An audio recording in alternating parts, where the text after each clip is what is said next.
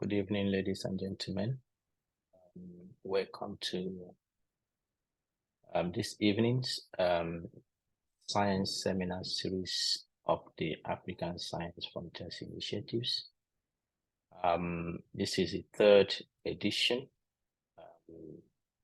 We are having this year, 2024, under the theme we are running for this year, Innovation in Research, Africa's PANACEA.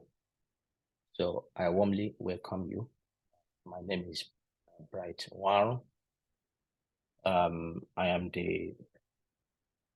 the host of this seminar series. I'm a professor of epidemiology in respiratory diseases and allergology, and I'm joining you from the University of Gothenburg in Sweden. So a warm welcome to you. This evening promises to be a very engaging discussion. We want to dig deep into the pathways to innovative research and to learn lessons of how to integrate those discussions into our research activities in our institutions. So we have two African sons who will be discussing this evening's topic. I will introduce them at the appropriate time. For the meantime, I would like my colleague and co-host of this seminar series, Dr. Emma Sub, to welcome the participants, and then we'll take it from there. Welcome. Emma, over to you. Thanks, Brian. Hello, everyone. My name is Iman Soh. I'm Associate Professor of Respiratory Medicine at Al-Azhar University, Egypt, and I am currently working at Taiba University, Saudi Arabia. I am the Director of Science and Communication of African Science Frontiers Initiatives and co-convener of a science seminar series. It pleases me to welcome you all to our family, ASFI family, as we call it.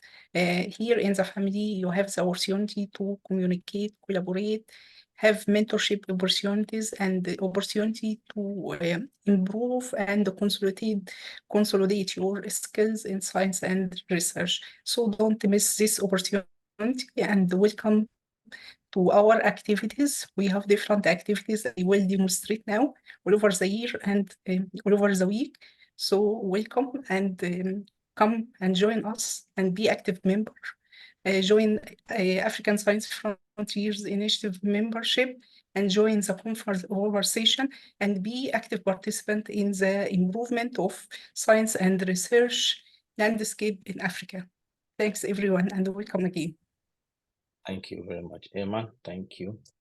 The seminar series we are hosting this evening, this is the third edition in the year 2024. But we have been running this now for 3 years now. Exactly this month will be 3 years we have been running this monthly activities. And I think it would be fair to say that it has brought lots of engagement and eye-opening discussions around science research and science activities across Africa, and we will continue to pursue this direction. All right, let me give a bit of introduction. Some of you are joining us for the first time, so I will do what I do always. I will give a bit of introduction, then I will introduce the speakers, and then we start the discussion.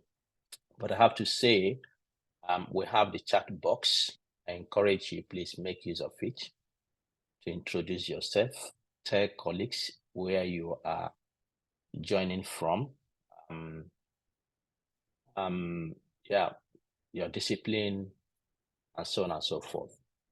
many people get engaged on this platform, and I hope that you will find your space as well. Just to also mention that the sessions are recorded, so it's on record now, and that is the reason why you are muted. Everyone is muted on entering. To minimize any external noise, once we are done, the video will be uploaded on our YouTube channel. If you have missed any of our previous sessions, I encourage you to check it out on our YouTube channel. Our YouTube channel has all programs of the past. I believe that my colleagues, Dr. Eman Sob and Dr. Jibola Oladejo, will be sharing links with you as we go, so that you can check out those previous sessions. All right. So as I mentioned, we are this evening going to be looking at the innovation research pathways, how they work. That is the topic for this evening.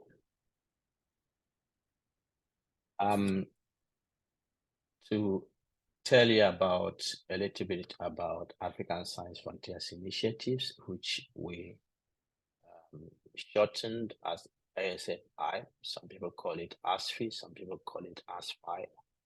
Whichever you call it,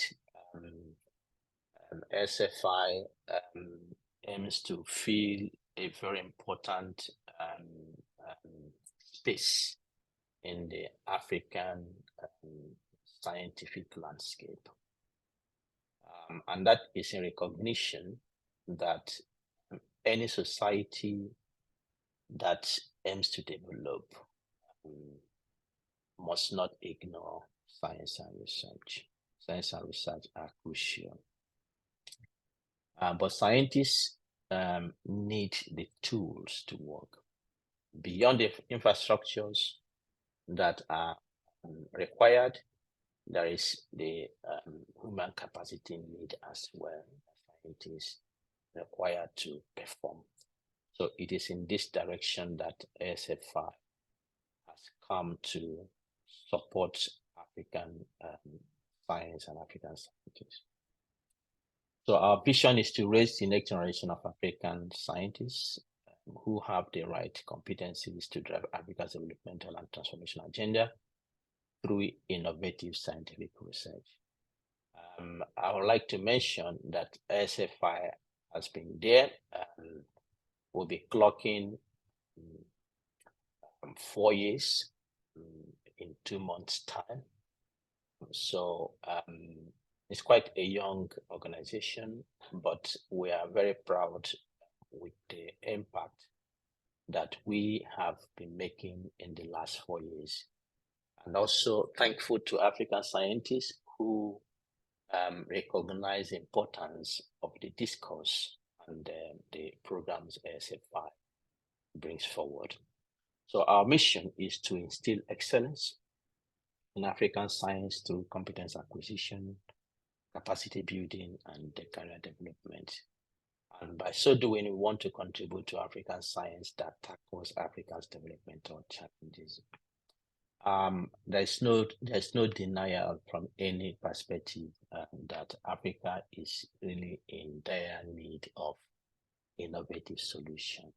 And so scientists have a crucial role to play to support this process by generating evidence that works, which policymakers, governments can take into action, into implementation. So it's important that African science will contribute to Africa's developmental challenges.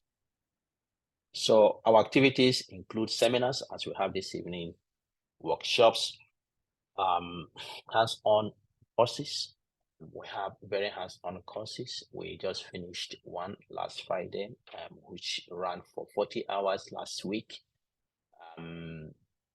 At least the teaching hours, and then those who work into the night. work more than 40 hours.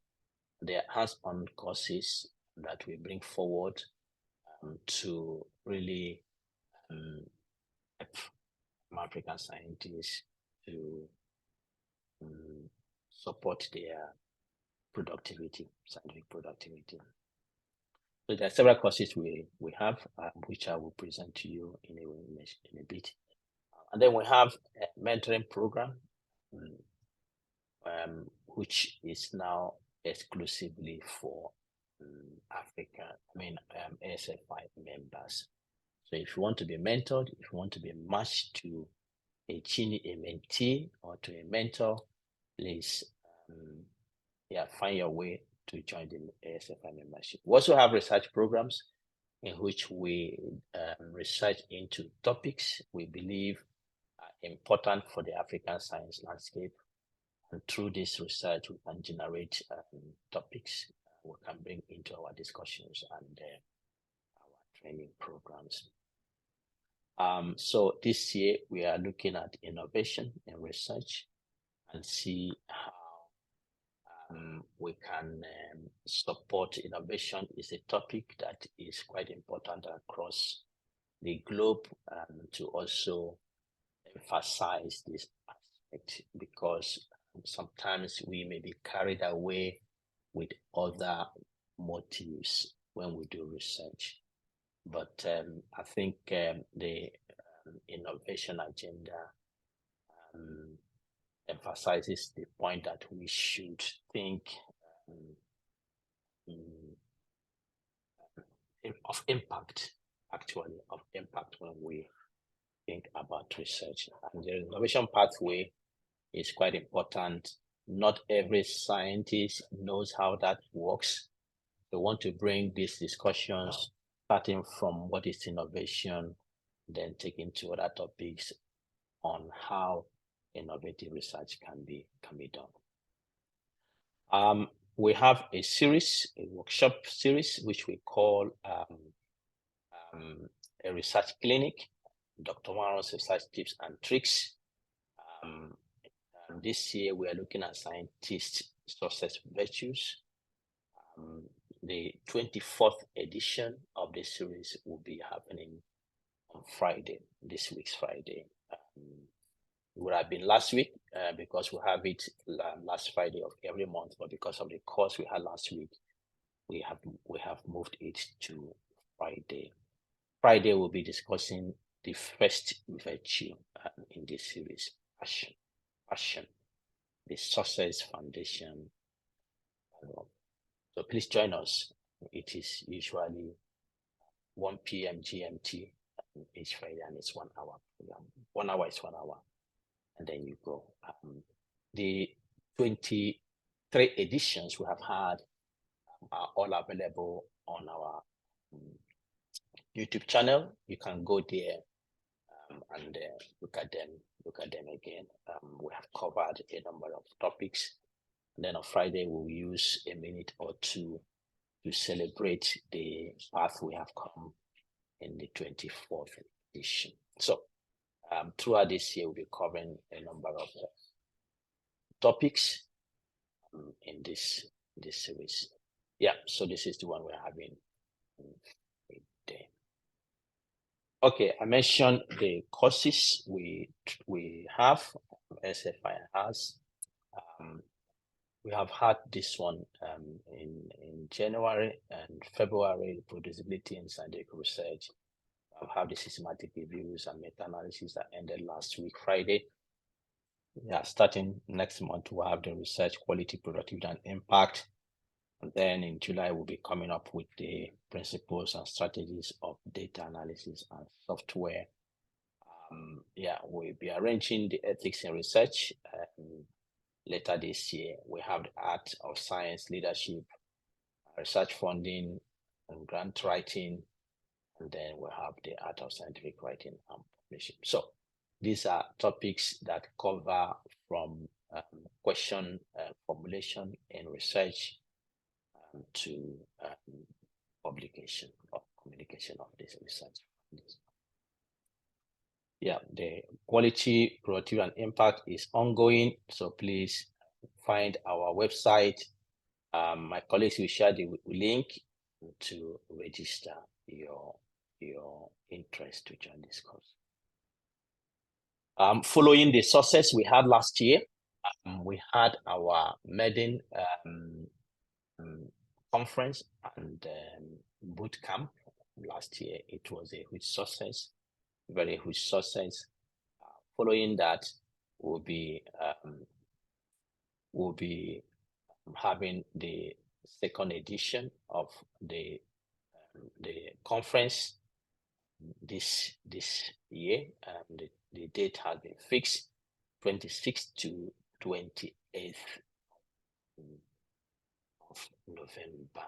Preparations are ongoing, and I believe you will not miss this opportunity. The theme we'll be running with is revolutionizing perspectives, unleashing innovation in African research.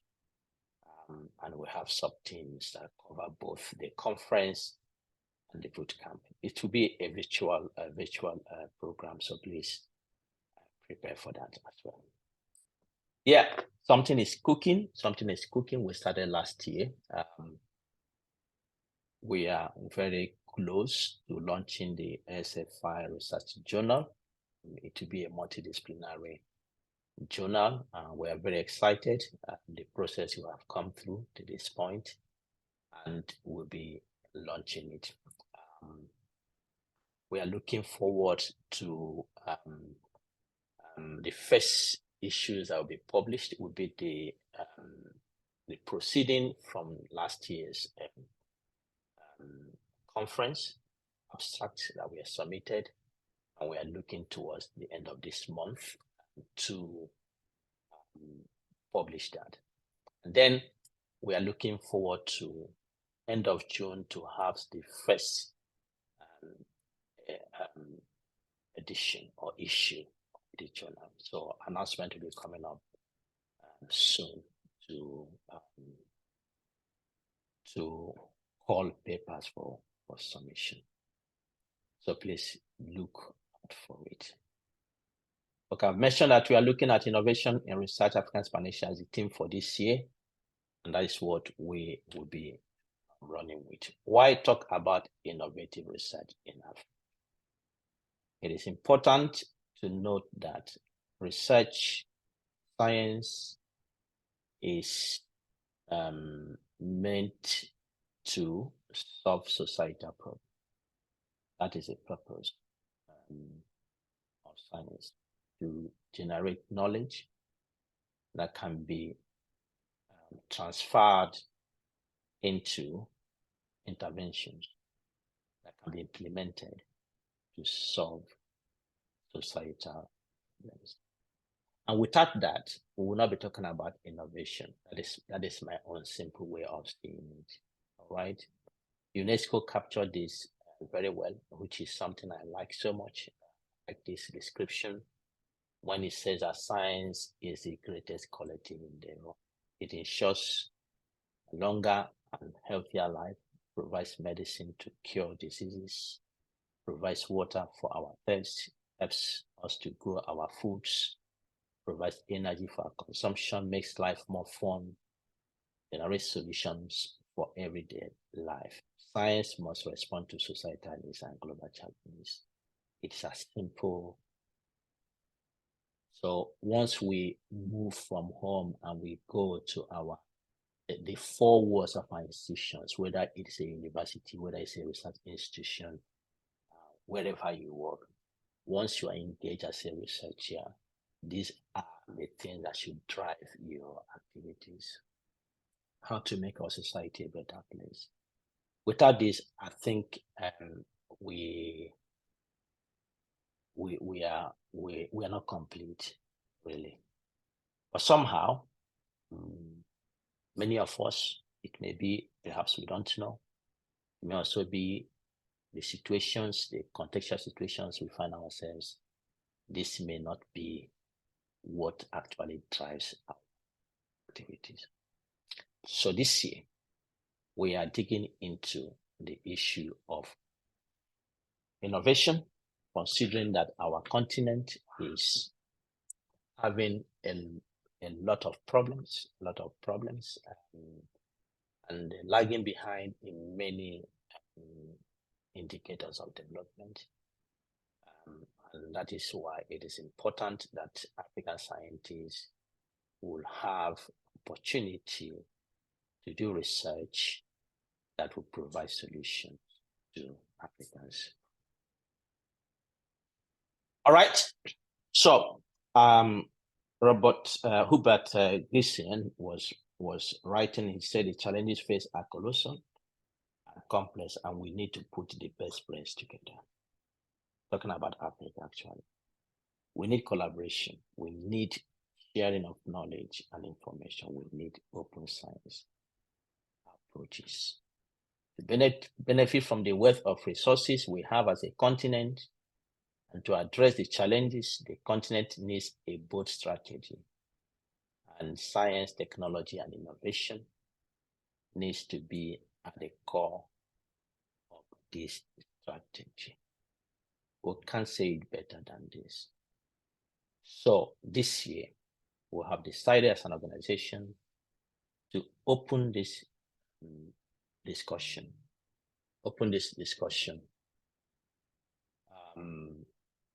to look at what is innovation, what are the opportunities for the African researcher in and for Africa, what are the challenges in doing it in Africa, how can it be integrated in the research process, what are the practical steps to achieving it, and many more. That is why we are here. That is why we're here this evening. That is why we are here every last Sunday of the month. I like so much the description provided by the University of Oslo Center for Innovation. And they say that innovation is new ideas that work. Innovation consists of processes that lead to a new or improved product, or measures that will improve services or solve societal needs. Innovation is about adding value to the society. And this is very important, because when we talk about innovation, people start considering themselves, well, innovation is about technology. Innovation is about business. It doesn't concern me. I'm a qualitative research. But the last point they have made here is very crucial. And that is to emphasize the point that we are all involved. Nobody is excluded. And that is to say, innovation is about adding value to society. This is important. And they also have this innovation process. Identifying ideas, and the process continues to implementation. So there are ideas that are generated, and these ideas are cooked, if I may use that word. They are nurtured, they are breastfed, they are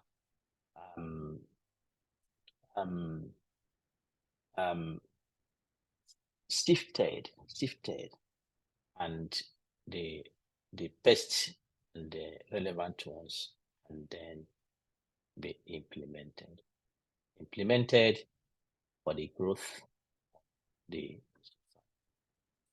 All right, ladies and gentlemen, we're coming close to starting the discussion. I would like you to use the chat box, and I see many of you are already doing that.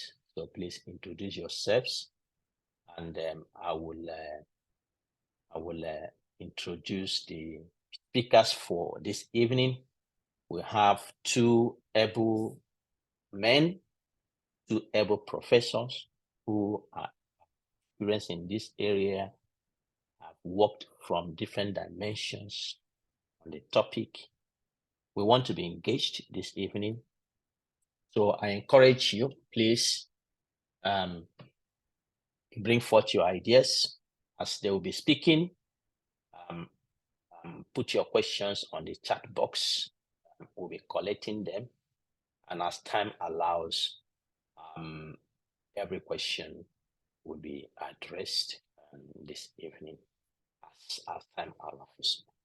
So please, that is my way of saying, make your voice heard and engage in the discussion. All right, so I will introduce them. We'll have Professor Gituro Wainaina, who is joining us from Nairobi in Kenya. And we'll have Professor David Doku, who is joining us from the University of Cape Coast in Ghana. Professor Gituro Wainaina is a professor of business analytics in the Department of Management Science and Project Planning, the Faculty of Business and Management Sciences, University of Nairobi in Kenya. He's a business analytics and is an expert in leadership, governance, policy development, strategic plans development and management, performance, contracting, monitoring, evaluation, and learning. He's a specialist in education, economics, and planning. He has a long-time experience both in public and private sectors. That is a very big advantage when you look at the areas of innovation in business. He was a former acting director general and director for social and political pillars at the Kenyan Vision 2030 Delivery Secretariat. He was also a former senior education economist at the World Bank, former regional coordinator here international in Kenya, former deputy managing director and business development manager at the University of Nairobi Enterprises and Service Limited. He has a long-term standing partnership with various governments across Africa, including Kenya, Tanzania, Uganda, South Sudan, Rwanda, Ethiopia, Malawi, Zambia, Botswana, Ghana, and Nigeria, and several others. As well as he has a long-term partnership with organizations such as UNDP, World Food Programme, UNICEF, World Bank, African Development Bank, DFID, and Council of Governors. Presently, he is also a board member of Uwezo Kenya, Yambu Institute of Science and Technology, and Center for Innovation, Leadership, and Governance in Nairobi.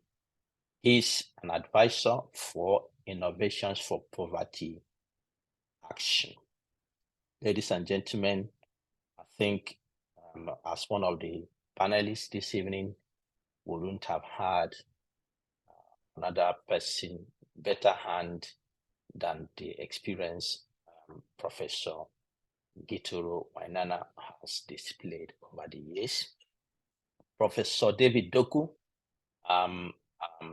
is a professor of public health and epidemiology at the Department of Population and Health, University of Cape Coast in Ghana.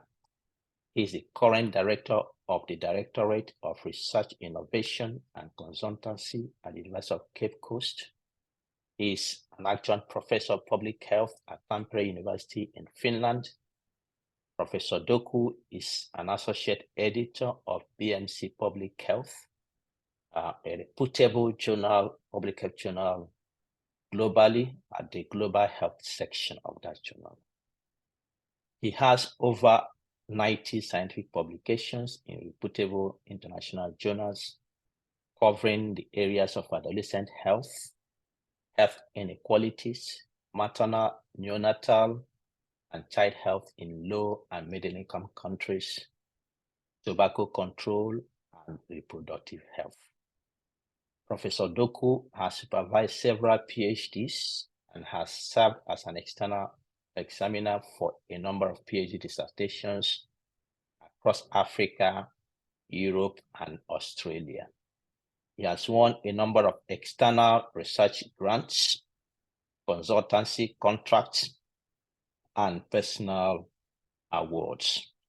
He has research and academic networks in several countries, including South Africa, Norway, Canada, USA, Germany, Sweden, and Finland. Ladies and gentlemen, the floor is laid bare, and you can agree with me that we have two able African sons to do justice to the discussions we'll be having this evening. So I will invite them to open their videos and then open their mics as we will be getting into the discussions this evening. All right. I'll be asking the questions and they'll be answering me. So, ladies and gentlemen, I will start with Professor David Doko, with him. And the question I have for him is, why is innovative research important for you as a scientist, or important for any scientist at all, for you as a scientist or any scientist at all? Thank you very much, Bright, and good evening or good day to everyone, wherever you are. It's a pleasure to be on this important platform, and I want to commend Bright and his colleagues for this wonderful engagement for the past 4 years. We are very, very grateful, and it's a great privilege to be associated with this platform this evening on this important subject of innovation or innovative research. As you put it, sometimes we look at it as so weird and so technological or engineering or those in the main sciences, discovering something that is unique, that has never been found, and all that. From your introductory remarks, from Oslo Institute, it tells us that as academic and really as institutions of higher learning who have the primary goal of impacting society. In fact, in the Finnish constitution, I'm told that higher education is defined as the end goal as being impacting humanity, make humanity better. So in that sense, and defining innovation, the last part that you read, which says that adding value to society, it means that it's very imperative in all that we do as higher institutions. It's very imperative in all that we do as a regional bloc. It's very imperative in all our activities because it is about adding value to society, about addressing the needs of our society. It's about making impact on society. We have moved away from the PDF research, which is very, very important. PDF research is very important because innovation comes from good research, most cases. But nowadays, we also have to avert our mind of social innovation that may not be technological, but they can address important societal challenge. So because innovation adds value to society, innovation in research is very, very, very important. Yes, but I want you to stress the point for you as a scientist. Why is it important for you? Yeah, very good. So what is the goal of science?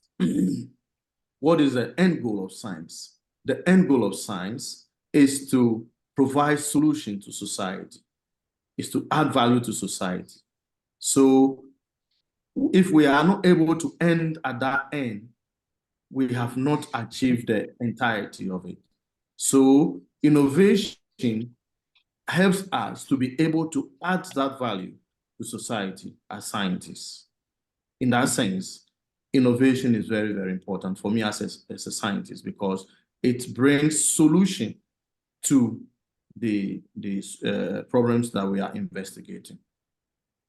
All right, thank you very much on that. You touch some aspect of the questions I want to ask Professor Wainaina, but I'll still ask him. Sure. Why, Professor Wainaina, why is innovative research important for institutions and the society, particularly the African society in the current dispensation? Why are we talking about it so much nowadays? I mean, we have not been stressing that, but nowadays it looks to be a very strong vibe, if I may use that term. So, Professor Wainaina, why is innovative research important for institutions in Africa, societies in Africa, particularly in the current dispensation? Thank you. Thank you very much. Before I do that, I think I want to wish everybody happy Easter, and our brothers and sisters happy Ramadan. It's interesting that two are happening at the same time. And allow me also to recognize two people here, all the way from Tanzania, Dr. Kesia, and my colleague, former colleague at the Vision, and our professor, Karen Kathure. It's good to see you in this platform. Let me perhaps, I will not really be put in a box. And I think David was right. When you talk innovation, it's not actually confined to scientists. When you talk about innovation, it cuts across. And you cannot say this is innovation for scientists, this is innovation for social scientists, whatever. So I think I wanted to look from the bigger perspective. And really coming back to the question you are raising, it's driven, if you look at the context of Africa today, what are the key challenges facing Africa? And I will do a short presentation later on. One of the key is food. That's a key aspect. What's happening in Africa today? Talk of South Sudan. Talk of Sudan as we talk. Talk of Zambia. It's already been declared national disaster. Talk of West Africa. So if you look in terms of that challenge, and then how does innovative research comes in terms of food production? And that's something the institutions, like the institution where I am, we are challenged. Can we come with seeds which perhaps are drought resistant? And we come with fertilizer, soil, which perhaps will have more yield without necessarily going to GMOs. So the challenges with Africa, and the second aspect perhaps I might bring in Africa today is you look in terms of most African countries. Go to Senegal, and happy for the young man who just won the election is in Senegal. Go to South Africa. The key thing you find is most of our economies are informal. And that's where the growth is. So how do we, in that informal sector, bring formality in it without really changing their character, so that we can see more, and it's a bit a challenge, it's a bit sad. We don't find most institutions in Africa really getting the research driven by the society. I think that's what David was saying. The society should, if you wish, bottom up. The society needs there, drives us in research. And therefore, when I look at the institution in Africa, I look at the society challenges, one thing which comes to my mind is food. And I'm very clear in my mind. If you can't feed your nation, if you can't feed your country, you have no business doing anything. Either the leadership or you and I as really people in academia. That would be my response, right? Yeah. I mean, you could have no better response than this, because if we can't eat, if we can't have what to eat, then we are doing nothing. I think absolutely. you couldn't have put it in a better simplistic way. And I think this is a language anybody can understand.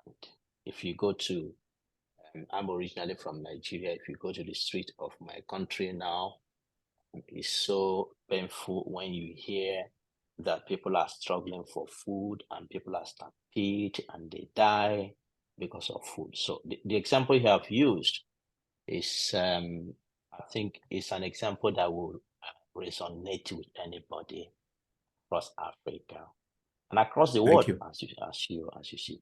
Thank you for that. Indeed. All right. Okay, let me go back to Professor Doku. You are the director or the Directorate of Research Innovation in the university, and I believe that you have your strategies, you have things that are bothering you. But from your own experience so far, are you satisfied with the innovativeness research coming from your local institution, from your country, from Africa, with regards to this perspective you are talking about now, research that brings solutions? Are you satisfied with what is happening? If yes, how so? If no, why not? And then we can come back to other questions, please. Yeah, to innovate and to be able to conduct innovative research, it has to be intentional. Intentional in terms of many other things. I believe we'll talk about that later. And it has to be driven by institutional perspective, institutional strategic should be developed in that area. In that sense, I would say I'm not happy about the level of innovation that is coming up from Africa. 2017 data available to me that I have shows that we have just about a little over 1,000 patents coming from higher institutions in Africa, compared to about 500,000 plus coming from Asian institutions of higher learning. Why am I citing this example? Of course, one of the outputs from innovation is patents, is to get it right to discoveries, whether it's social products or commercial product or technological product. So just on the scale of that, you can see that we are really far behind. I know there are some good news and there are some efforts that are being made, but as it stands now, and from where I sit as a director of the Directorate of Research, Innovation and Consultancy, I would say I'm not satisfied because we are way behind. Okay, thank you. Professor Wainana, the same question goes to you.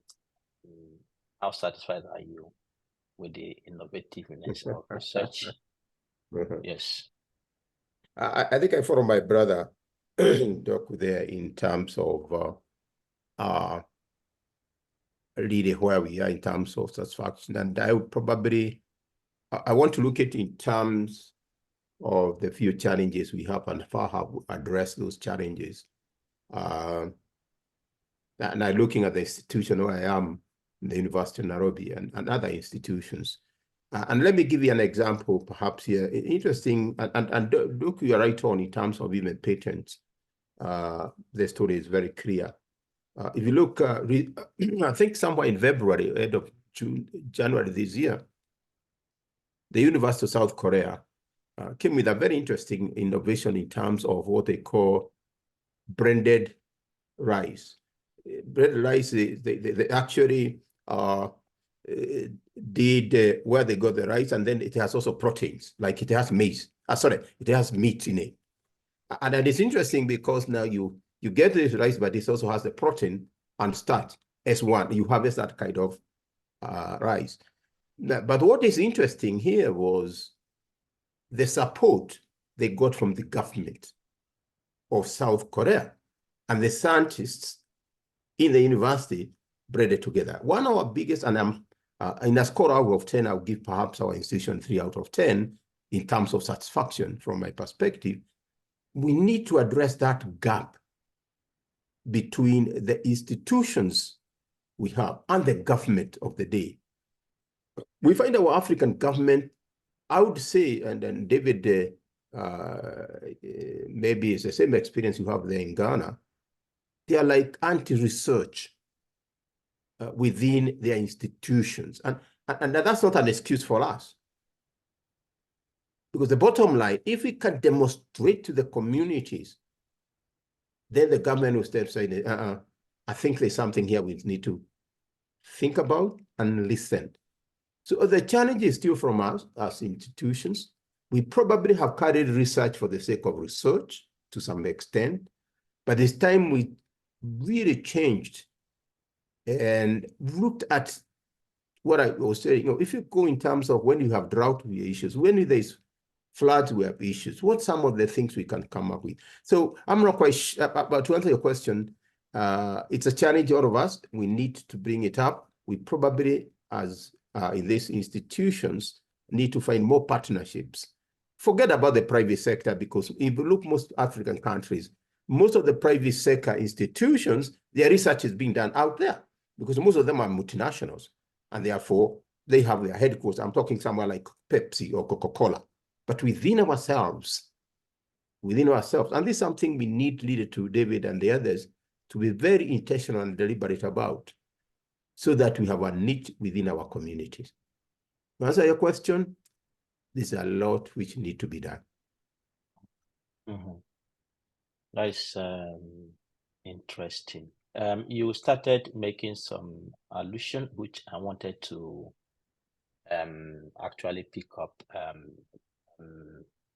Since both of you are not satisfied, I wanted to ask the question, what could be the factors that are contributing to more innovative research? So I would take, you mentioned the government. The government seems to be anti-research, but let me go to Professor Doku. Do you have additions to make there in terms of factors that may be contributing to this poor innovative trajectory you just alluded to now? Yeah, but before I come to this about the factors, I should add to my colleagues' issue that aside from patents, you can see clearly that there are too many problems chasing Africans and too few solutions being looked for. So these problems have plagued us for too long, from electricity to water to food security, as he's talking about, to food safety, to our traditional way of doing things that can be modified a little bit and showcased to the other world, to packaging food and all. There are too many things in Ghana here during harvest season. Food goes so rot year on, year out. And during the lean season, you have no tomatoes to eat. I mean, these things have chased us for too long. And it shows that we are not really looking for solutions that will add value to our society solution, or at least we are not chasing for the solution hard enough. And so apart from the record that is with the WIPO in terms of patent and all that, these are things, everyday life, things are too much chasing us. Today, if I tell you how many arrangements I have to do in order to be able to be alive on this platform, to be able to connect internet, I mean, you'll be amazed how much arrangement I need to do just to be able to engage in this. So too many problems are chasing us than we are looking for solution, and there are too few solutions to these issues. Now, to the issues about why. One of them is about intentionality. We are not intentional about looking for solution for these problems. That is one. We are not intentional about looking for solution. So we are not intentional about allocating resources to address these issues. We are not intentional about building the human capacity to address these issues. We are not intentional about government looking at how these issues can be addressed. And so it is a little bit of not focusing on addressing these issues, and that for me is the biggest. Is the biggest. I don't want to go ahead talking about allocation of resources for research. It's one major area, whether it's qualitative research, whether it's quantitative research. And the resources that we allocate to this, not the what somebody would say small scale research, but research that has national focus, that is seeking to address a national priority, a societal issue. We are not making investment in such areas. Individuals are not making investment in these areas. Corporate bodies are not making investment in those areas. Academic institutions are not making enough investment in those areas. Governments are not making enough investment in those. And I know I must give credit to where credit is due. I know that a few corporate institutions do sponsor and support research in other areas, but it is too low. It is too low compared to anywhere else, many places on earth. We don't have foundations that sponsor research. You and I know that elsewhere, graduate students can get a lot of money to even to do their work. Our businesses, our well-to-do citizens are not looking at those areas. And so there are a lot. So the first is we are not intentional for solutions to this. Okay.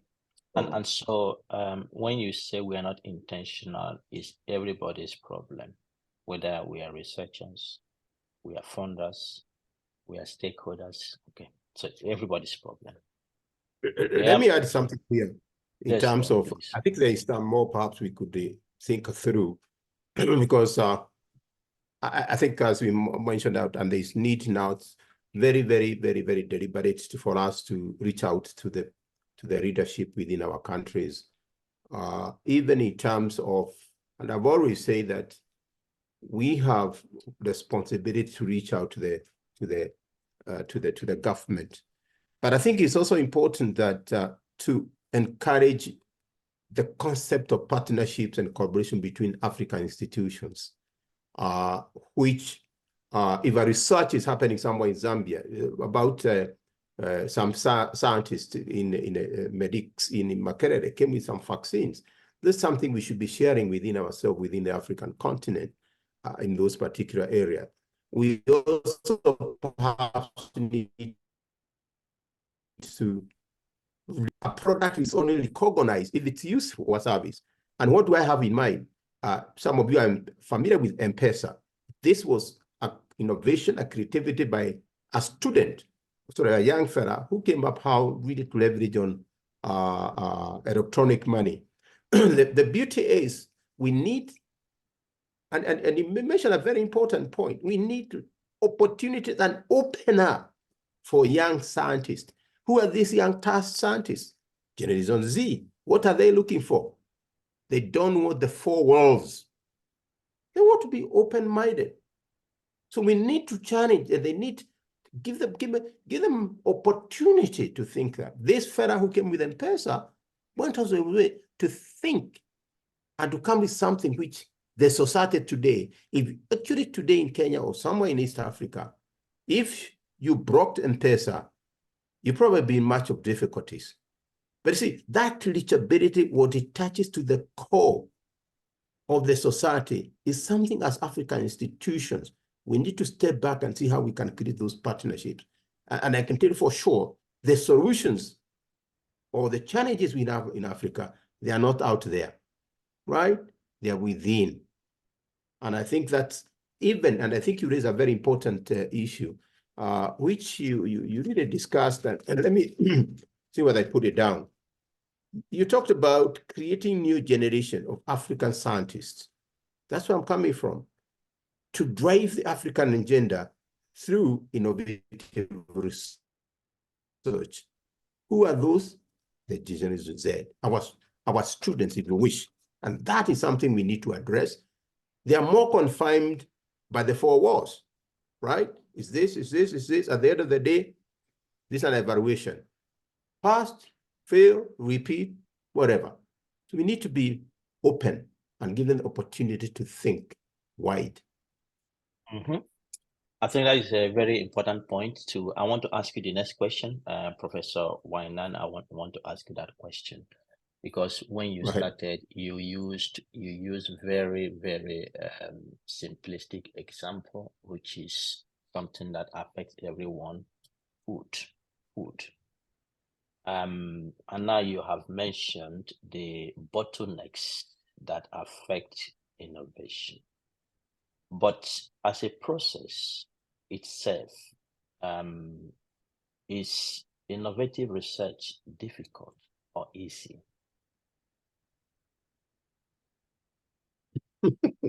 I'll talk like an academia there. I think if you ask my granddaughter, she would be very straight. It's difficult. But let me work like an academia here. It can be both, how you look at it. And let me be very clear. For me, it's easy. I would say it's a walk in the park. And the reason being, and you mentioned that earlier on, and I like what you said, I must see a good or a service, a product or service which is useful to me. That's it. That's the bottom line. You can do all your research, but am I seeing the product or the service benefiting me? So it would be easy if we can now narrow down what are these challenges? What are these, if you wish, a switch out touch and you see the response. So from that perspective, and because of the challenges we have, and the good thing is we probably understand what have been done other areas. It could be very easy work to do. It could be difficult, perhaps depending on how we approach it. Difficult in the sense that I want really to bring what I would call typical classroom, I'm in charge here, kind of a way to research. And I look research in a way that it must, and then when I supervise PhD students, the first aspect I ask them, why are you doing this research? Why? And I don't want you to tell me, I don't want you to tell me conceptual framework, I don't want you to empirical, I want contextual. Why would a PS, a principal secretary, listen to your work? Why would they sit and say, hey, Bright, I'm going to give you 5 minutes. Tell me. Because it has something it's addressing. So that's why I see it easier for us to, it's easier, but we can make it difficult.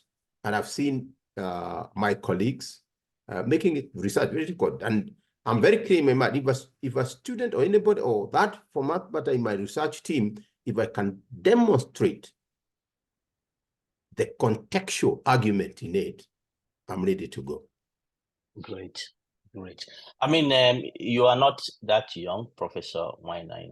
You are not that young, but you the girls in the platform are not listening. You are not that young, but you're speaking like the Gen Zs you're advocating for, and that for me is very impressive because some of the things you are alluding to, I have actually faced them. That we can bring bottlenecks to very simple things. Okay, I will go back to. I'm turning 70 in 3 years. Yeah, that's not that young, you know. But your perspective are quite impressive. With what we see with some of our peers who have been trained in the old ways. So that's it. Think in that way, but you're thinking like some of us, you know, some of the things we are thinking about. But I go back to Professor Doku, also to share your perspective. Is it difficult? Is it easy? Why so? Whatever perspective you take, please share your experience too. The research and innovation ecosystem is a very lengthy one and a very complex one that is dependent on many other things.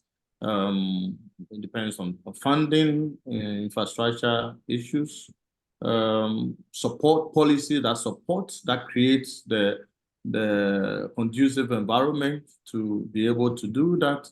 It's fueled by the structure of the educational system, how the educational orientation of the product that come from those school system.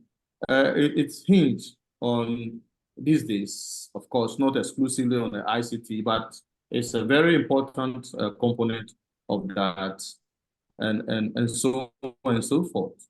And the extent to which these things are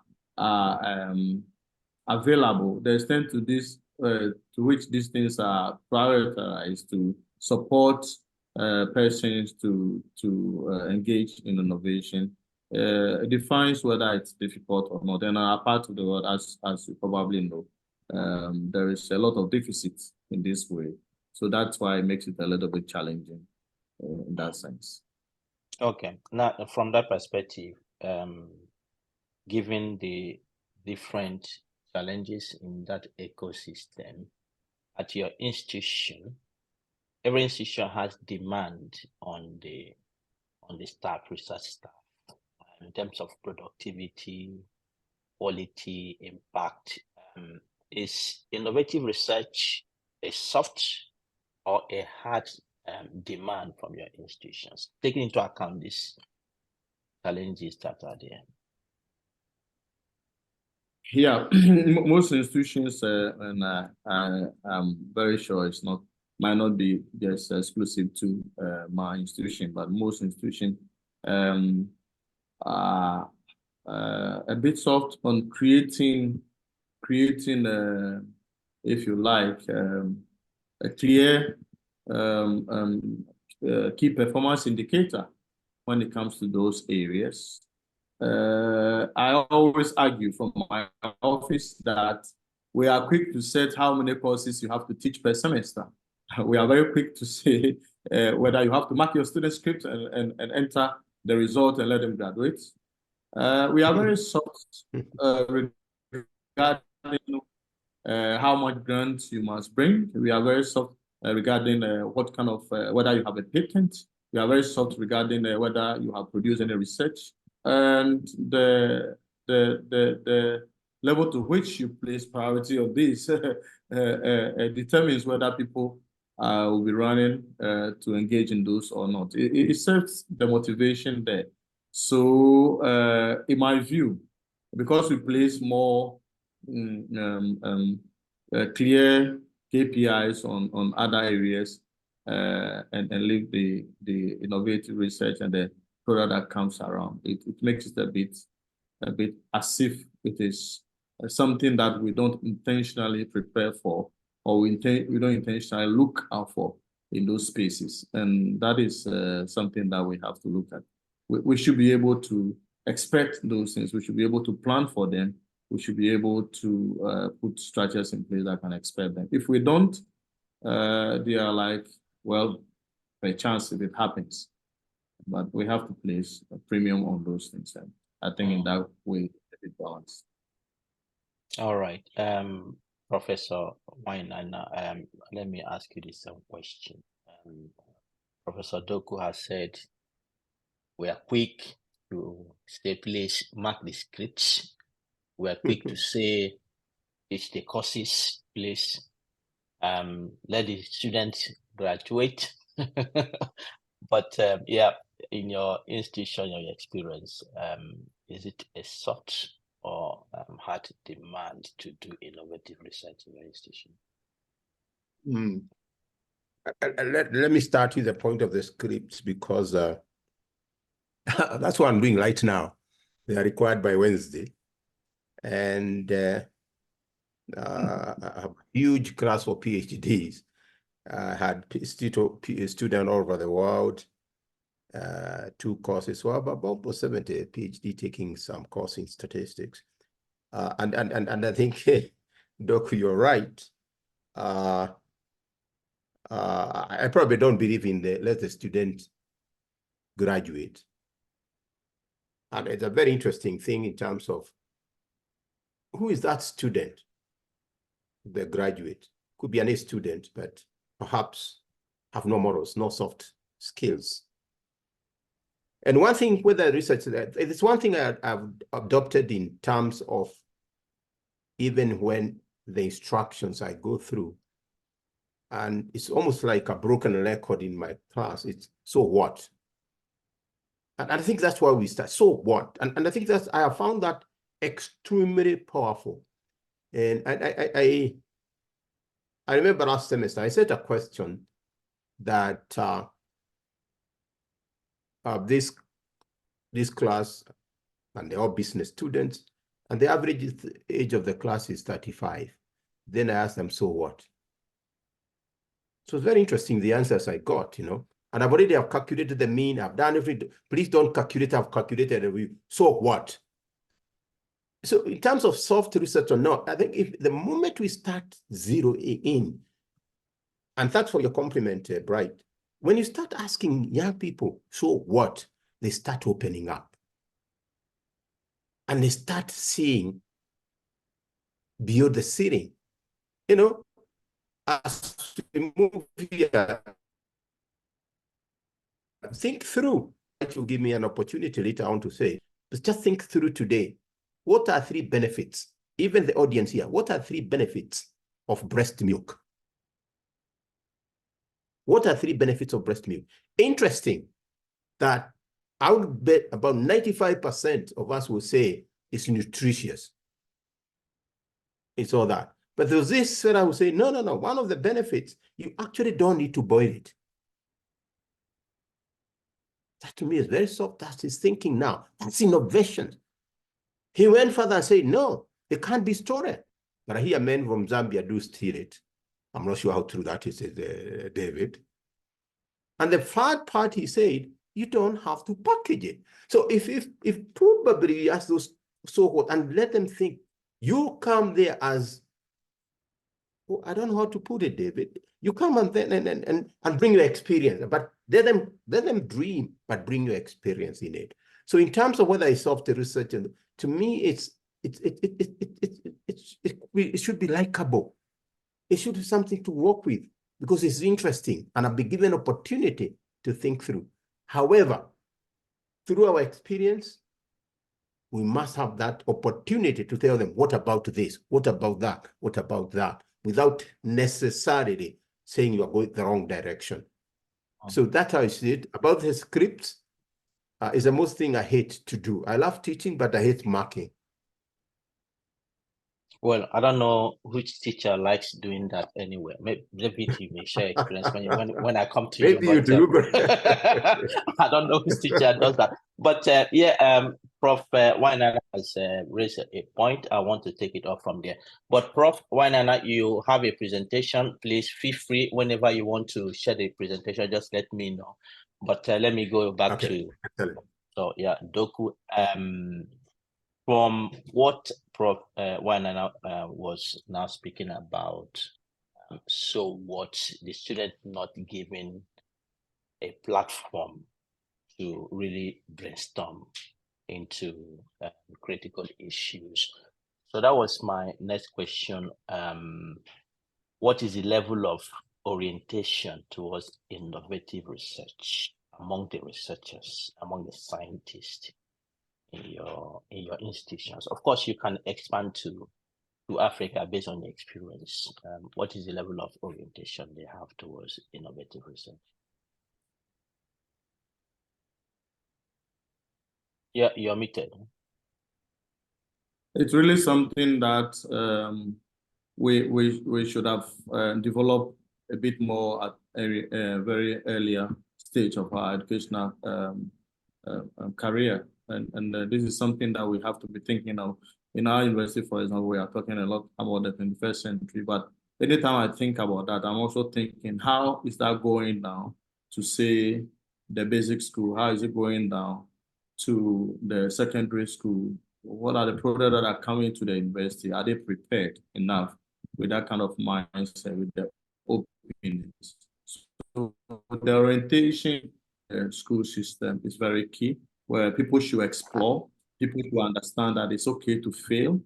In some spaces, they say that failing well, you have to fail and fail well, and all that. People should be able to explore, and we should create less barriers for student interaction between faculty and all that. So those barriers are still not completely removed, and we have to be working at those barriers so that the persons who are coming to those higher educational institutions are already prepared to be able to do that. And of course, also at those spaces, we should be able to create those spaces for them to do, even if it has to do with courses, with the design of new courses, for example. Now, my university, when they realized that, look, there is a need for us to really prepare people beyond getting a certificate and going out to look for a government job, we introduced entrepreneurship as a very important course, as a compulsory course for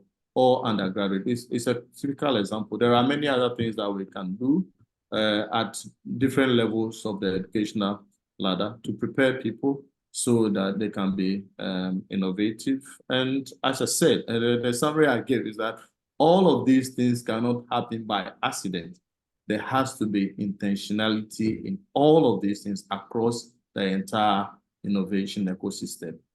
Everything has to be intentional and has to be planned. So yes, training of persons, provision of resources, some of the ways that even spaces, redesigning of classroom spaces, of learning spaces that can promote engagement, free engagement, removing the teacher-student barriers that students can dream and explore and feel and or reorganize themselves and move on. These are things that we need really to be working at. And in my institution, we are working on that. We are strongly designing that. It is present in our strategic plan, and we are working at moving this. And I think that the core is there for many institutions across Africa that are beginning to look at this time. We have to be quick and fast in order to be able to harvest the results that is produced from those efforts. Mm-hmm. All right, Prof. Wainaina, do you want to make your presentation now, or? Yeah, I can do it now, but okay. I just wanted to do a quick level of orientation, and I think it's important that we start it early. It's interesting when you find some schools here, even when children are in before they join primary, they approach what we call Montessori, and they learn by discovering. But you go to most public schools, they start being taught about mathematics or whatever. So I think it's very important when we look at that. We also must be very deliberate in terms of how many of us do bring successful business people, perhaps who had a certain way they rose up and became what they are successful in terms of what they have done to the society, not necessarily being rich, but what have in the society. I'm looking at this gentleman of Nigeria, the Gonte. You know, for all practical purpose, that has changed people's lives. How many of our institutions bring them to our classrooms? How many of them are these people are influencing our curriculum at Senate? So these are the things we need to think about. But I wanted to share a presentation here. Team is a quick one. I hope I can do it in a very short time possible here, as shortest time possible here. I know it's getting a bit late here, but it's a good book what Bright talked about, and I want to answer something you mentioned, and I like it because when you say we need to create new generation, I ask myself, when you did that, I ask, who is this new generation?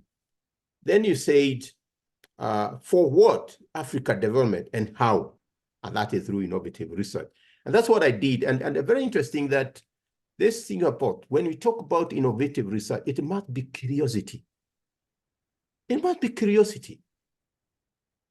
And it must be open-minded in nature. If it's not, it's going nowhere. But it must also be extremely clear that it's changing into products and services we require. So those are the two things I bring here. It is very curiosity, and who has more curiosity mind than the young ones? Open-minded in nature, and must see a product. That's what I'm talking about, this spectrum here. So I go in perspective, the machines are going to take most of us, but how much are we taking in Africa? But the key thing is this point I want to bring here. There's a group we are dealing with. There's a group we have to worry about. Mind the gap, as Mackenzie would put it. They don't buy any print newspaper. So the print newspaper have to think through. They never know a place where there is not flexible.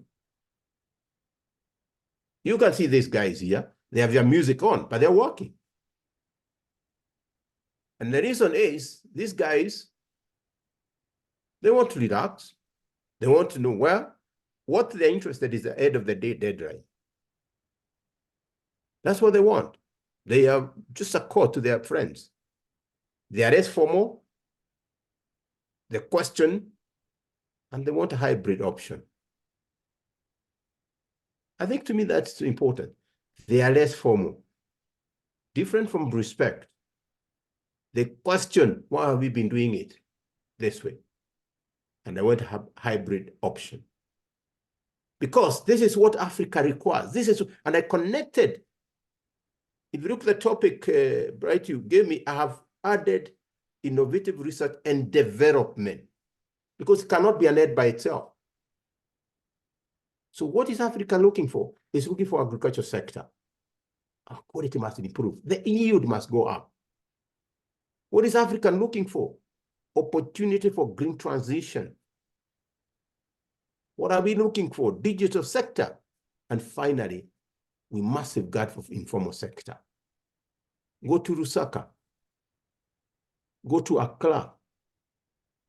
Go to Addis. There's a lot of informal sector.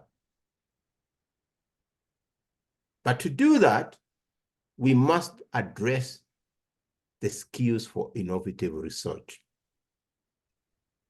We must. And I would like us one session, Bright, a session in your series is, how do we enhance skills innovative research? And I give some thoughts. We must have creative thinking. We must talk about cross-disciplinary approach. I want to do literature, but I also want to do math at the same time. We must be intentional about blue sky and ocean strategy. Blue sky created demand. The Microsoft guy created demand. Ocean, let's go area which has not been touched. And fourthly, and I'm challenging my brother there, David, we must reward innovative research. It's poor in terms of how we appreciate that. So think here, I'm saying, think globally, act locally. Encourage creative thinking, innovative research. Think widely, we act locally. Multidisciplinary. We can't. It brings creativity, it brings enhanced problem solving, enhanced communication skills, funding, and broader perspective. The blue sky and ocean, we must brainstorm with no limits. The sky is the limit, but however, create new demand. M-Pesa in Kenya here, they have created new demand. The banks have created new demand. And what is we find there is efficiency and effectiveness. The cost is down, the value is up. Lastly, reward in either intrinsic or extrinsic. Direct, indirect. And this is my short here say, with respect to ever-evolving world, we must be adaptive and continue. Adaptive. I just finished some work where we have drought and floods. How to become adaptive in and continuous innovative research for development. Otherwise, we'll find ourselves irrelevant in the next few decades. We shall. And the community will be on our neck. Yes, we can't fit. Yes, we don't want Arab Spring at all anywhere in the world, or in particular in Africa. We must leverage on technology, focus on innovative institutional strategies, learn the issue of communication, leadership, transdisciplinary learning, and invest in learning in our faculty. How much do we invest in terms of the faculty of research? If we don't do that, we have an opportunity to do this, and we must disrupt Africa. We must, team. I think in such a comfort and challenges are rising up every day. We must disrupt Africa. And I like this takeaway. It's a very interesting kind of takeaway in terms of innovation. This guy here is the old taxi we know into airports and whatever. This is what came in an Uber, and he's complaining. That was my customer. But this guy is efficiency. You all remember in your own countries, wherever you come from, we used to have something called Kodak. We don't hear about, we use the cell phones now. So we better get innovation, otherwise you'll be Kodak. And I can tell you for sure, here, everybody here, if you're coming with something, if you're coming with an innovative idea, if you're coming with an innovative something to do, and it cannot work in my cell phone or the smartphone, really forget the idea. It's going nowhere. It'll go nowhere. Because you'll be perhaps if the owner using it. Asanteni sana. That's what I just wanted to share with the team. Thank you, Prof. I think this is fantastic, and honestly, we'll be taking on the challenge you have posed to us, but we'll be posing it back to you because when you say we need to have a session on how to enhance skills for innovative research, yeah, that is an important topic. We'll come back to you on that because amongst us here, this platform is full of young African scientists who want to do big things, and it would be good to provide them the tools in terms of skills they need to open the mind up. Professor Doku, sorry, I will come back to you as we get closer to rounding off. In your position as a director of the Directorate for Innovation and Consultancy, can you outline for us the key steps that we need to have in place in implementing innovative research? Yeah, you're still muted, please. Thank you very much, Bright, and thank you, Prof, for that very insightful and precise presentation.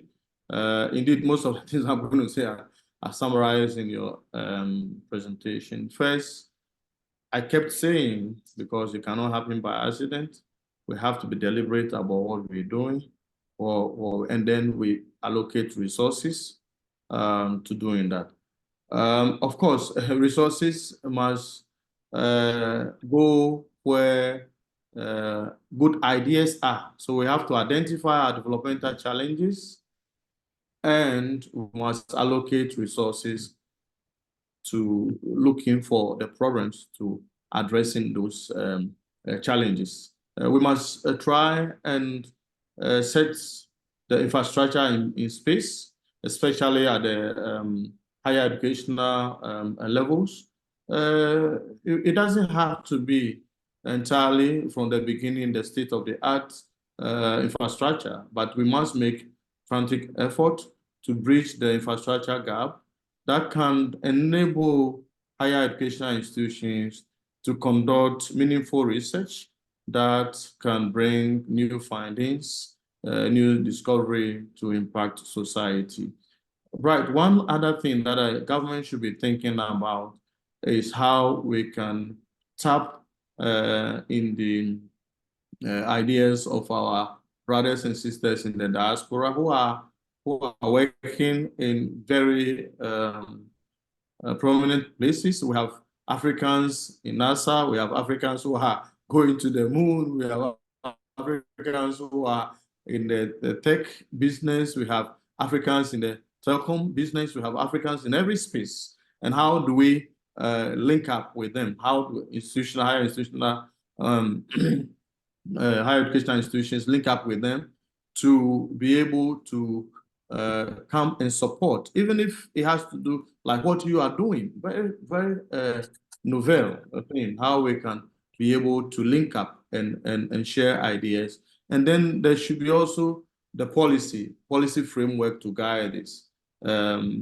Policy guides how things are going to be done.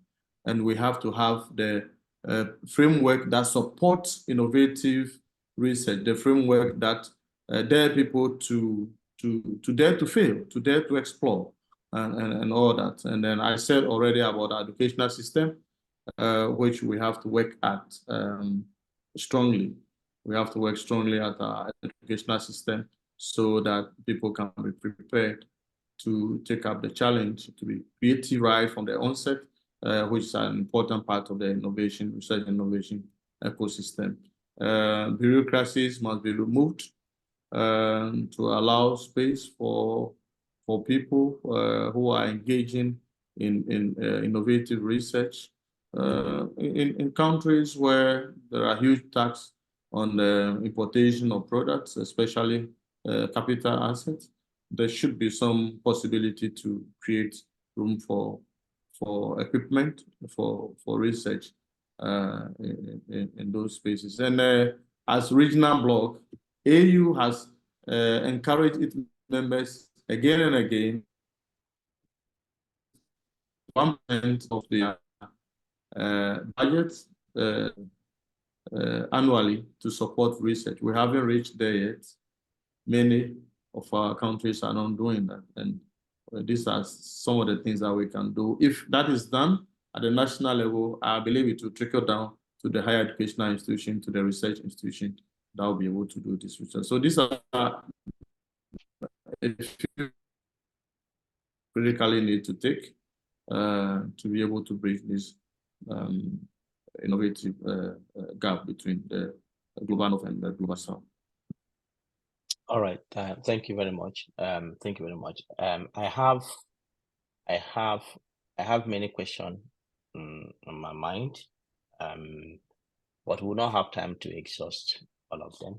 Subsequent topics we have, I think, will bring up some of these. But I have one question each for you, each of you, before we end. I will go to Professor Wainaina. This may be simple, but it may also be difficult. But following what we have discussed up to this point, perhaps it will be simple. Prof. So it's one question. I will ask you, and then the opposite of it, I will ask Professor Doku. At what stage do we say that innovative research has reached its goals? Good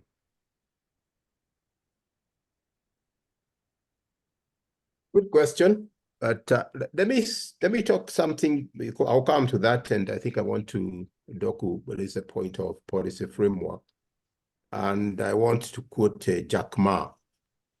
Jack Ma, if you all know about Alibaba, and an interesting gentleman, and now is lecturing in Japan. He was here in Nairobi and said, if you wait for a policy, that whatever you want to do, it will be have past you if you wait for policy. Don't get me wrong, I'm very strong in policy, if you notice our thing I do, but at times we can jumpstart processes. Those who perhaps like Professor Karen, M-Pesa didn't have a policy. In fact, it was being done after it was already operational. So at times we need to think through in terms of that. I probably would say it has reached, it has achieved its goals if I can see its usability. That's the bottom line.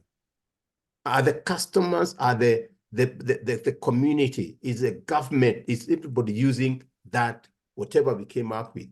Now, we talk of a drought-resistant sorghum. How many farmers, what's the uptake for that, right? We are looking for that have come with a nut, which actually helps me to, for example, mark a multiple choice question. How many, what's the uptake? So that product, from my perspective, if it's researchers, innovative researchers achieve the goal, is the uptake for the intended. In my slide, I say it must drive new product and services and uptake of those products. So probably to answer your question, I would probably say it's the uptake than anything else. That is good. You changed your example from the example you gave from the beginning. I thought you would have said when we have food in our stomach, but but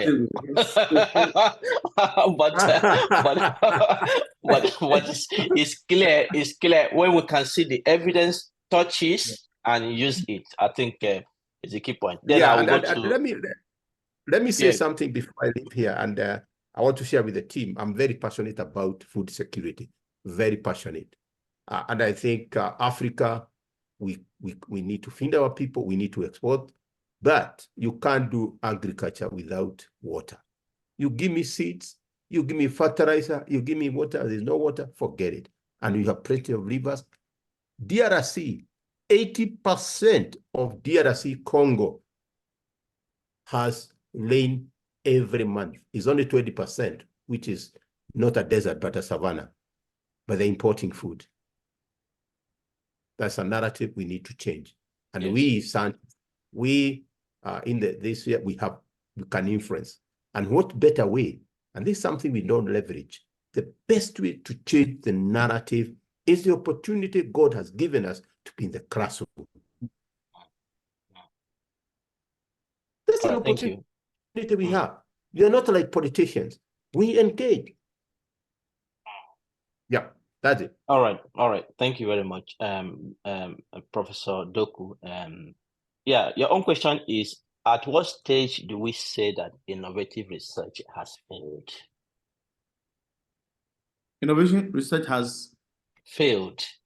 Failed. Okay, wonderful, great. But before I come to that question, I think Prof's reference to the issue on the policy is spot on. But I also think that sometimes we have to guide people so that they don't wander too loosely in the wilderness. Sure. For example, I don't know if your university has a policy on AI now. AI, how students should the student use AI for the assignment? Should they not do that? What my university, we don't have a policy now. Why? Why can't we guide students by now? I know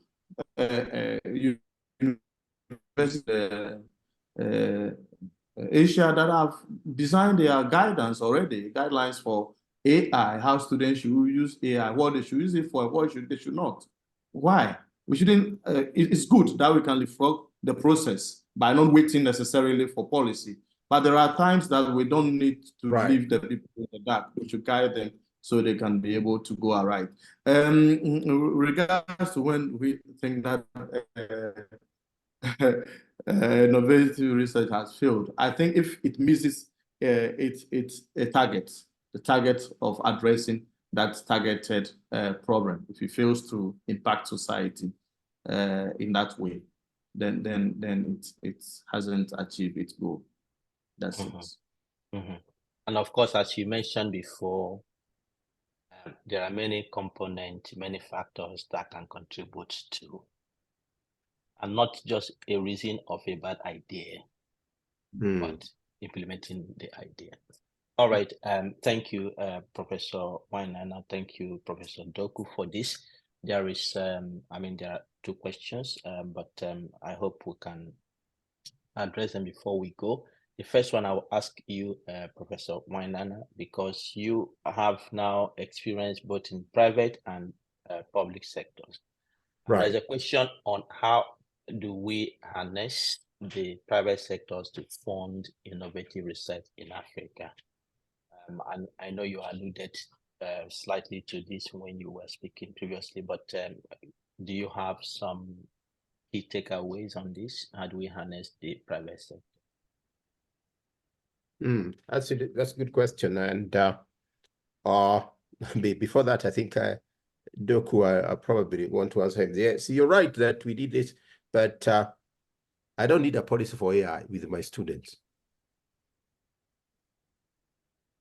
I don't. The same question, and just use AI if you want. The average age of this class is 35 years. So what? AI will not help you.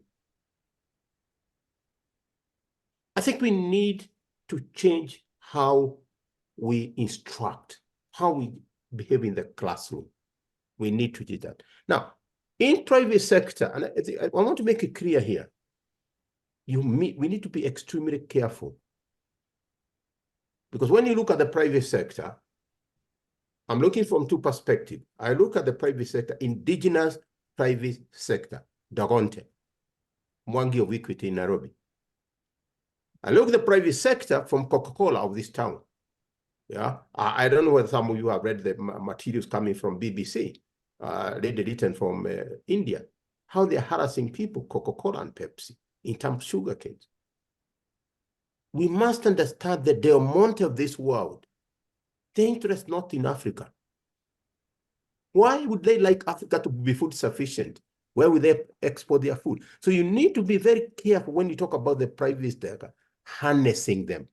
And therefore, I go to the route that if we're looking for really indigenous African private sector, and we have a lot of them, that's the areas they can bring on board. And let me share an example. 2020, when we had COVID hit over the world, right? Everybody was left on their own. That's when we realize we are on our own. Mwangi of Equity led a team in government. Government realized this thing requires government, private sector, non-state actors. And there's somebody from the private sector in this country led the team. And that's how we managed in this country to do it. This Dogonte and the others of the banks in Nigeria, which are indigenous owned, these are the people who are giving scholarship to our young children, scientists. So we need to be very careful when you talk about private sector. There's a private sector will always like food donated, I don't know from where. They would like that to stay. And it's us to think through that narrative. And I'm coming from the experience having the private sector. I'm coming from the perspective of having worked with a development partner called the World Bank. I differed with my manager. I differed with him because he saw Kenya different. I told no. In this country, we are looking for A, B, C, D. We want to improve the quality of the classroom. We don't want physical classrooms because to them, the more you disburse, the better. So to answer your question, I think it's very important that, yes, we can harness because they bring on board the skills. They bring even capital. They bring their experience. And when you mix with government, you really get a good product. And to answer your question, yes, innovation has reached its goals if Africa is food secure. Now you come. Thank you for letting on that. All right. Okay, I go back to Professor Doku, the final question here. This is your area, and Prof. Wainana also alluded to that. Given the experience Africa had with regards to the COVID-19 pandemic, how can we begin to prepare for the next pandemic that may come tomorrow or next tomorrow from the perspective of innovation? Very good, right? That's good luck to me. Yeah. we need to be thinking about Africa. As your slide said, we have to look at the local as we are in the global space and we cannot run away from that, but we have to look at the local context and how we are able to call regionally, sub-regionally, and on the continent of Africa. We need to be beginning to tap into the expertise across the continent and begin to put in place the infrastructure that and the human capital that can enable us to be able to tackle our own problems locally, global solution for a local problem. And that is very, very important. We have been singing this song for a long time, but I think the COVID has taught us a very painful lesson. And I think we have to get serious at that. We have to be beginning to break our borders. We have to break our educational borders. We have to break our research borders. We have to break our political borders. We have to break our tribal and geopolitical borders, because diseases do not respect borders. We cut across, and these are things that should really, even linguistically, language borders. We are surrounded, Ghana and Nigeria are surrounded by a number of francophone countries, and we need to be thinking about how we can break linguistic borders. Probably begin to design into all our core programs some language competency that can enable people to work across borders. Many other things. We don't need to take anything for granted. We need to work at collaborating across the region. That is one key way by which we can prepare for the next pandemic. All right, thank you. And I think much. I want to join my brother here, if you allow me. Yes, and he's right, and probably even thinking, what are the likely pandemics which might affect us? And I think it's very important also to distinguish between a shock, like COVID was a shock, hit you, and stressors, which are prolonged, like drought, floods. That's a stressor. And those only we can simulate. We can do simulation models and see the pattern, and we can say in the next maybe 5 years, we'll have a drought. But I think what is important and this is why it comes very strongly as scholars in Africa, we must create what I call rapid response teams. Rapid response. If something comes, can we mobilize as quickly as possible? Be it health, be it something else, be it locusts, be it whatever. Do we have what I would say, if those who are familiar with the very strong intelligent team in Israel called Mossad. Mossad can go anywhere in the world and can get the Israelites out of. They did that in Entebbe. Yeah, if you all remember Idi Amin. That's something Africa, and we can do it at the African Union perspective. It might be expensive at the individual countries, and these are young people. If you are more than 40 years, we don't need you in that response team.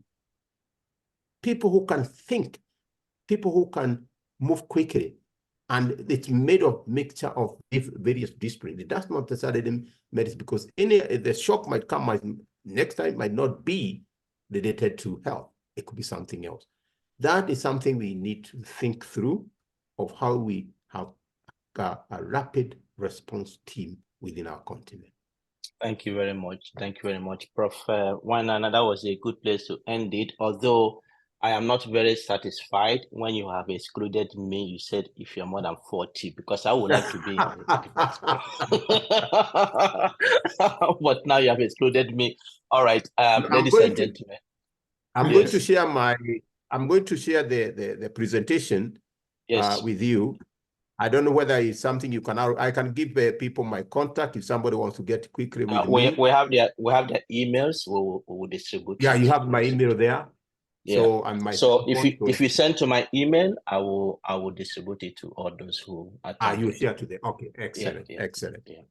Thank you very much. I think this is a platform we should continue with. Yes, that's what I'm saying. Yes. We are really happy to have you this evening.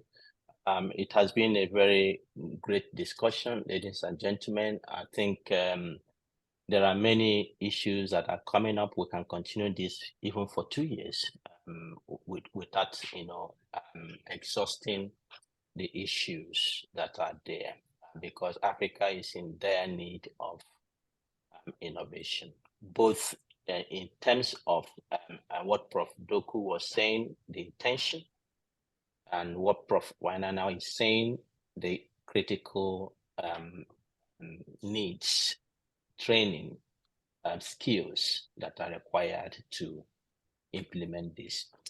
So we are grateful to you, Professor Wainana, for joining us this evening and sharing your important perspectives from the city of Nairobi in Kenya, and Professor David Doku from Ghana. We appreciate you.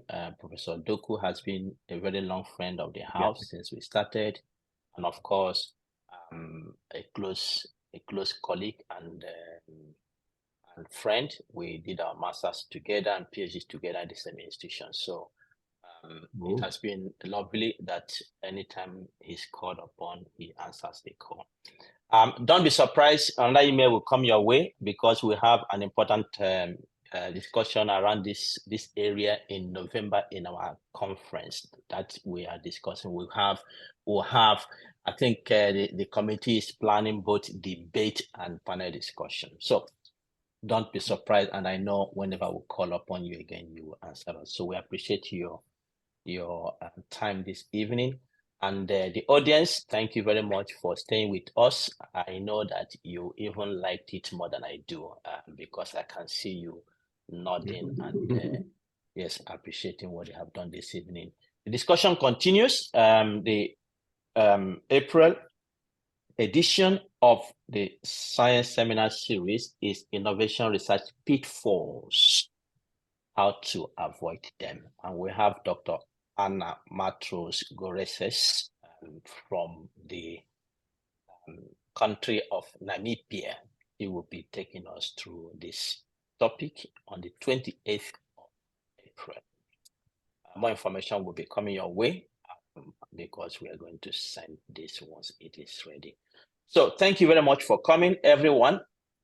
Let me try to unmute you. If you want to say something before you leave, you can, of course, unmute your mic and say bye to everyone. Thank you, and happy Easter and the Ramadan to the Muslims.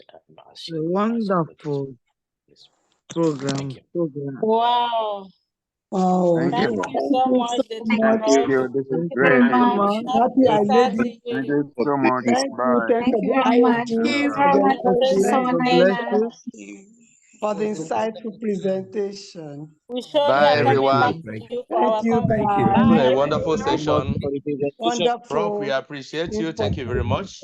Yes, thank you very much, Bye-bye. Professor Thank you very much, Thank Prof. you. From Thank you. Dr. Thank you. Casey. Thank Thank you very much. Thank you. All right. Thank you. Thank you. Bye. Okay, bye everyone. Bye, bye, bye.